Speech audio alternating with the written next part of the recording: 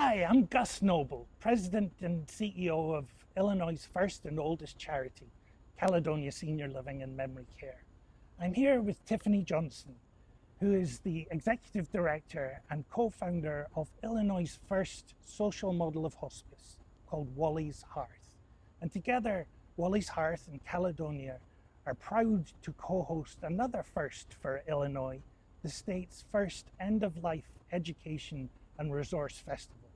It'll take place here at Caledonia on Saturday, the 12th of September, and it's called Telling the Bees, which is a tradition that has strong roots in Scotland and Scottish folklore, where families would tell the bees about significant events in their lives, like births and deaths and marriages.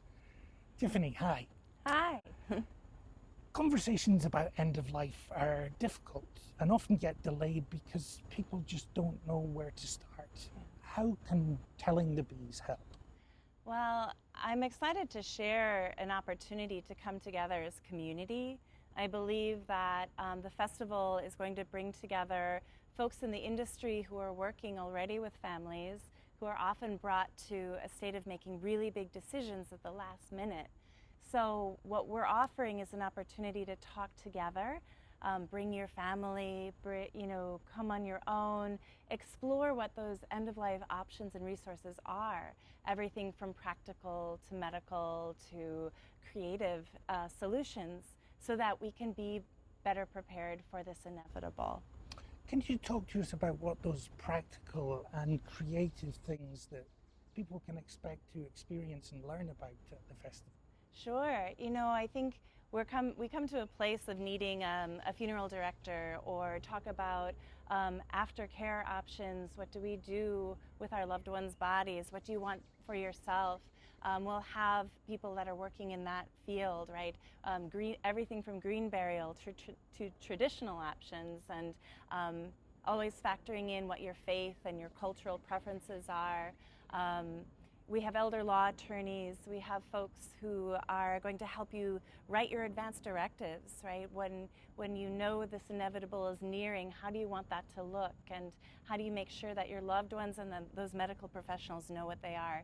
We have folks here who will help you walk through those steps so you get those bases covered, and also cover our creative aspect, right? What does it mean? What do you want your legacy to look like? And so there will be folks that talk about this portion, as well as celebration of what that life looks like. So artists and florists and folks that are really bringing in this holistic perspective of how we address, again, that inevitable change that's coming. And so we would have massage therapists, and death doulas, and musicians, and people who can really create a calm and loving environment for their loved ones. Sure. And also, if you want to make a playlist and have a party, right? I think that's so important to think that, yes, we're dealing with grief and we're dealing with something hard, but also it can be a celebration, hopefully, of a life well lived, and how we want to remember someone. And who should plan to come to the festival? Who's it for? Tell us about the audience. Honestly, anybody who's been born, right? I mean, if you live in this body in this lifetime, we have an expiration. We don't know when it is.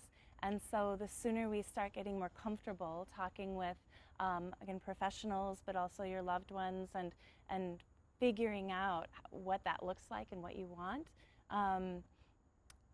I think that means everyone. If you have an ability to have a say in what that looks like, come and find out what those options look like too. One of the things that I've experienced in my own life that I struggled with and found very difficult was sharing news about loss and death with my own family, especially my children. Can you talk a little about what that looks like in the context of the festival? Sure. I think there's going to be a lot of resources that people will be surprised are available. We'll have bereavement counselors. We have this idea, concept. We'll have a floral station where people can actually talk through or process through these sort of big, hard transitions with material or with nature. There are a lot of ways to maybe work with hard conversations using all sorts of tools that people have. And we will have creative writers who can help with eulogies and really making a legacy. But I was really intrigued by the help that people might have in writing notes. If I am the one that is facing a transition and my own end of life, I can write notes to my loved ones to be delivered at significant moments in their lives. Yeah, that's a beautiful option. I love that when people think ahead, right? There's, we're dealing with our own mortality, but also a bigger part of it too is the people that we love and how we want them to feel cared for. I think that's a big part of why people are afraid to talk about this. This is that safe space where we'll talk about it and we'll share all sorts of creative ideas to show up, and at the end of the day, how to love one another better in a space that's community and maybe creatively that we hadn't thought before, because other people have other experiences we can learn from.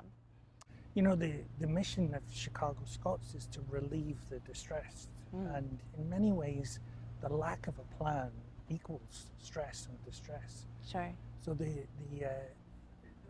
one of the things I'm really keen for people to know when they're thinking about their own end of life is how a plan can help them live more fully in the now and be more present for their family and more productive in their professional lives. That's everything, right? I think this idea that we're avoiding or putting off something that's inevitable really can do us harm, but instead a space like this allows us to alleviate that stress you're speaking of, so that the life you have left can be lived with more peace and fully knowing that that peace is taken care of and your people are taken care of. Yeah. Finally, can I ask, what does telling the bees mean to you? Telling the bees, I love the tradition and the folklore and what was brought back from Scotland and the British Isles, and I believe that the idea of sharing story, sharing transition in community can really help folks feel less alone. And that is part of what I think the fear is that people have, that they have to do it alone. Telling the bees is about sharing stories, carrying that forward, and feeling like you're part of a whole. Well, with that in mind and with a spirit of community, I hope on behalf of Wally's Hearth and Caledonia, Tiffany and I invite you to come and join us on the 12th of September at Telling the Bees.